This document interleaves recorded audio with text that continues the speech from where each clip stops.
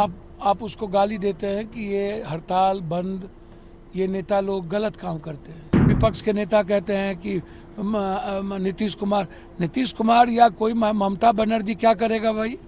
आप हमको जरा बता दीजिए। एडमिनिस्ट्रेशन दोषी हो जाए, शासन प्रशासन दोषी हो जाए, उसमें सीधा मुख्यमंत्री को सब जगह आप गाली देते रहे, तो आप घर में क्यों सोए हुए हैं? केंद्र को बेटी पर ही राजनीति करनी है तो केंद्र उत्तराखंड का जवाब देना, बिहार का जवाब देना, बंगाल के उत्तर प्रदेश के ब्रजभूषण का जवाब देना। जब आप सियासत के लिए बलात्कारी को निकाल करके जेल से निकालिएगा तो आप किस मानसिकता से आप उम्मीद करते हैं कि बलात्कार की घटना रुके? बेटी को भी आप बाइफरकेट कीजिएगा डॉक्टर से, बेटी को भी बाइफरकेट कीजिएगा किसी चीज से। सीबीआई इंक्वायरी हो गई, अरेस्ट हो गए, ममता बनर्जी खुद सड़कों पर हैं। कौन सी सुरक्षा की बात करते हैं केंद्र?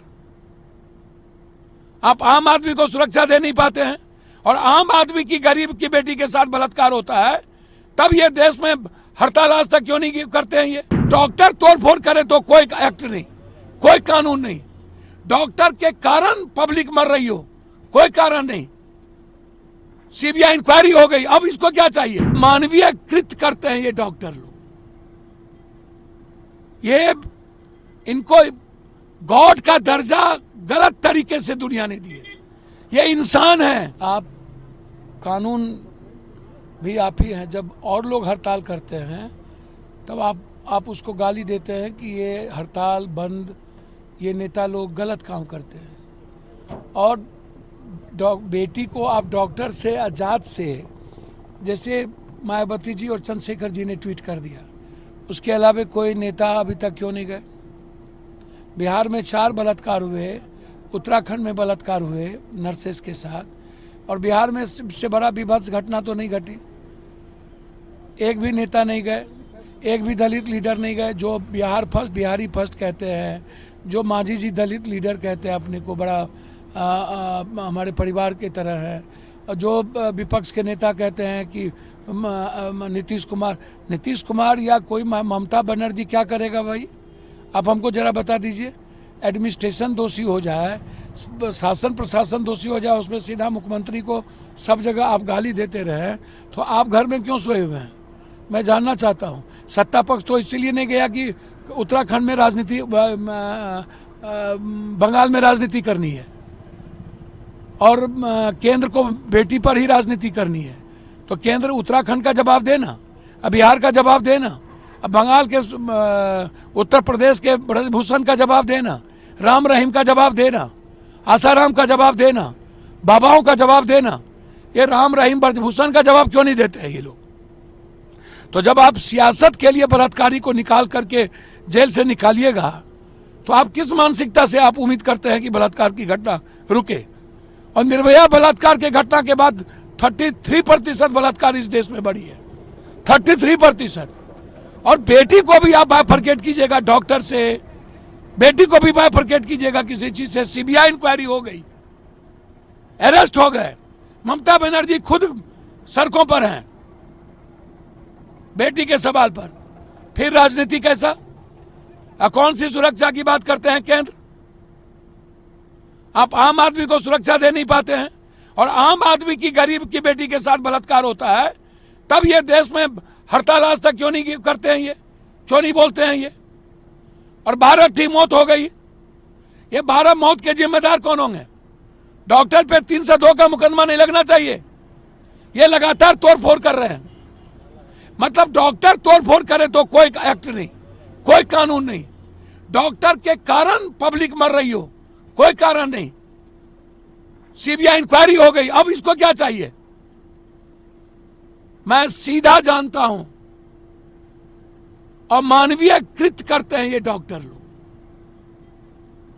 ये इनको गॉड का दर्जा गलत तरीके से दुनिया ने दिए।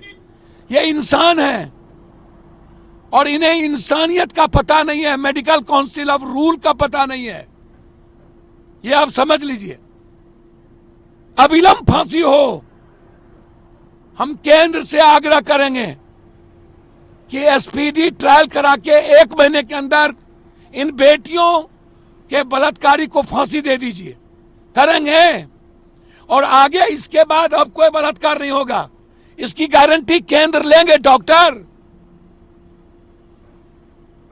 इसीलिए अनह्यूमन है और अपने ईगो के कारण डॉक्टर आम लोगों की जान ले रहे हैं। आप डॉक्टर पर बड़े सवाल खड़े कर रहे हैं। हाँ, हम हर व्यक्ति पर खड़ा करेंगे, नेता पर खड़ा नहीं किए कि राम रहीम ब्रजभूषण क्यों नहीं गए विपक्ष के नेता, कि संजय यादव ने बलात्कार किया, मारा। मैं ये सवाल खड़ा कर रहा हूं, क्यों नहीं गए? अभी तक क्यों नहीं गए? अभी तक क्यों नहीं गए मधुबनी?